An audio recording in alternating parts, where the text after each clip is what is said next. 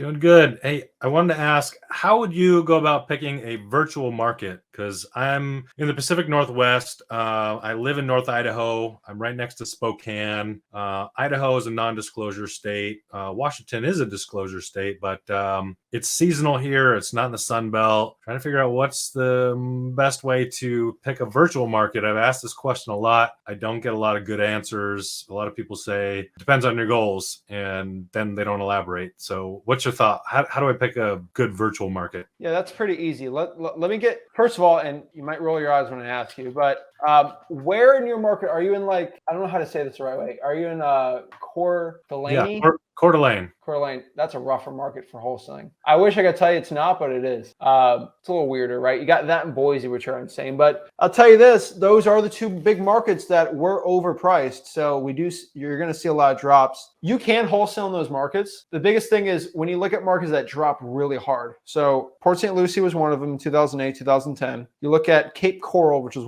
one of the biggest ones. They're really good for wholesaling when the market drops, but it takes time for sellers to understand because everybody in your market probably thinks your house is still worth $1 million. Zillow hasn't changed anything really too much, and they haven't seen it. So, for example, I look at Spokane, Washington, right? How far are you from Spokane? It's like 45-minute drive to downtown, so it's really close. So I'm looking at the sellers in Spokane, right? Their Zillows are starting to pop down, right? I think Spokane's going to drop like crazy. I think your market's going to drop even crazier. Zillow's already starting to drop, right? And this is where most people get their information for the real estate market. So it's going to start going on. So I would probably stick in your local market still, even do a 50-50 approach. But let me answer your first question, okay? How do I pick a good virtual wholesaling market? Really, I only have one rule. Make sure your average ARV is below 300,000 and make sure the city or the county population is over 100,000. That is it. There's over, I think, 250 markets like that. Choose one. Okay, so follow-up question.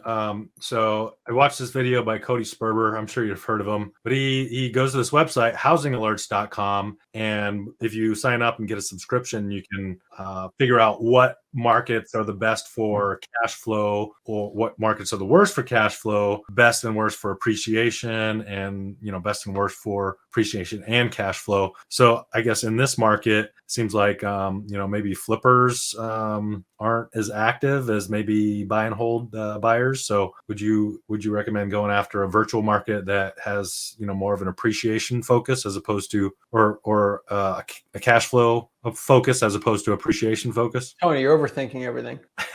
I hate to tell you this, bro. You can make money in every market. So let me give you an example. I do a lot of wholesaling in a bunch of crazy Midwestern markets. One market I like is Detroit. Mm-hmm. Houses in Detroit that I like wholesaling don't appreciate. Like they're stuck at being bought for 30 and 40 grand. They're super duper cheap and people just like to buy them and rent them out. Okay. I do a lot of wholesaling in my own market, which shoots off like a roof. You can do each one. Like you can make money in markets that are really cheap. You can make markets that appreciate a lot, a little, it doesn't matter. And I think you're really overthinking this. You're kind of asking me, Zach, can I play basketball in Air Jordans or can I play basketball in the Air Jordan V12? Like you're getting really into technical stuff, cash flow appreciation. You don't need to know all that stuff. Okay. You're not buying the house. All that matters really is if you can buy properties for good discounts and there's enough buyers on there that are willing to buy it for that discount. And that's why the rule I gave you. And so this is why I keep it really simple. If your ARV is below 300K, you have a good shot at getting really good discounts on deals. Once ARV gets a little too high, people are less willing to give deep discounts. And then with your population over 100,000, there's enough buyers looking to buy to flip and looking to rent. When appreciations are shooting really high up, a lot of people like that for flipping. When cash flow is really nice, people really like that for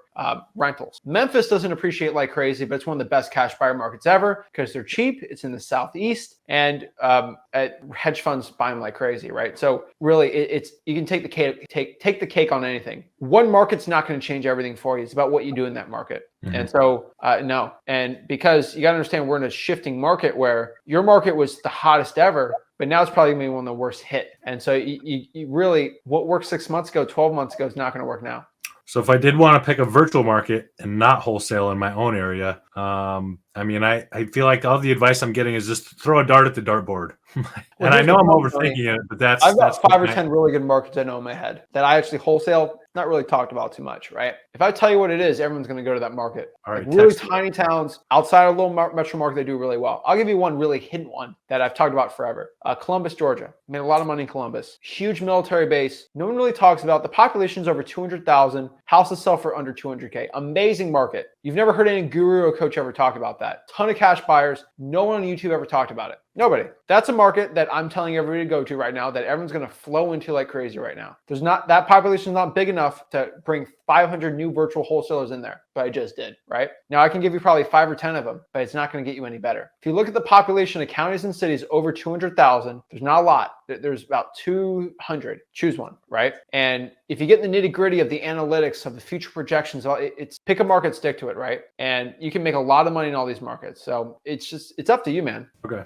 The next question, CRM, do you have any good recommendations? Podio, it's free. Okay. That's all I got. Cool. Make sure you go. I have a guide at freewholesaling.com how to automate it. Most people charge around $500 for an automated CRM. And what they do is they actually go in there, they customize it, put the apps and do all that stuff, charge $500 for it. What I basically did was it takes about 2 hours to do. And you might want to pay $500 for 2 hours. It's up to you. Most people aren't willing to do that. I go in for free. I go to Podio, I sign it up, and I customize it and show you actually how to do it step by step. So that's how just don't get a blanket Podio. You probably fail doing that. I'd probably do the customization in there and you do fine. What are you leaning towards? Are you doing virtual, in person? What are you thinking now after this conversation?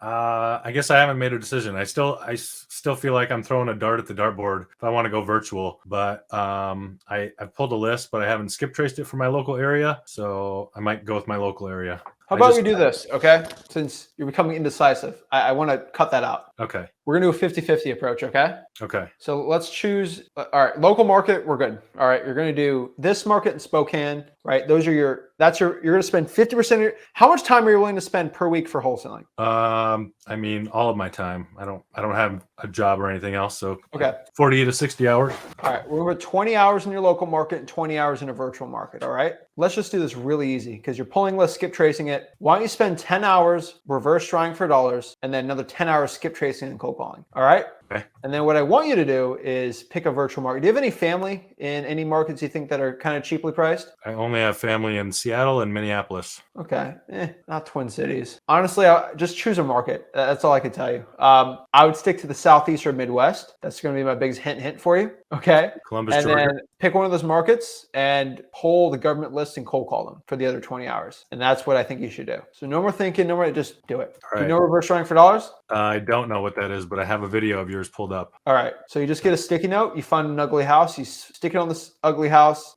Snow's already starting there, right? Here? Yeah. Oh, we got like 5 feet of snow. Yeah, that's going to be a little harder. You might want to pull the code violations then. I keep forgetting how up north you guys are out there. Skip the drawing for dollars. I'd probably do code violations, tax delinquencies. Do you know when taxes are due in your market? No. All right, I'll figure it out for you. Spokane is in Spokane. Taxes are due in the second half, October 31st. So perfect. So taxes were due on October 31st for properties. So you should go to the county property appraiser and find a list of all the people that did not pay October 31st for their tax. I'd skip trace and cold call those people in Spokane and then in your local county. Okay. I have this on a list of things to do, but I've heard it's illegal to market to pre-foreclosures in Washington. That wouldn't It's not a mean it pre-foreclosure. would be illegal to go after or contact people that haven't paid their taxes, would it? Do you have the law popped up? I don't. No, I don't know exactly what it says. Find the law and show me. I've never seen that law, but I can go look at it. Most of those laws are off of intent. So do the tax delinquency wouldn't be a pre-foreclosure per se. So I think you'd be fine. Okay. All right. So go to That's me not reading that law. county assessors and then just find the people that have not paid their taxes. Yeah, they're off a year. They just didn't pay it. They're behind 3 or 4 months because of the snow and everything. It's gonna be hard to drive for dollars. But people that haven't paid their taxes most likely might want to get rid of the property for cash. So Okay. let's stick to those. So Spokane and Columbus, Georgia. Sure. And then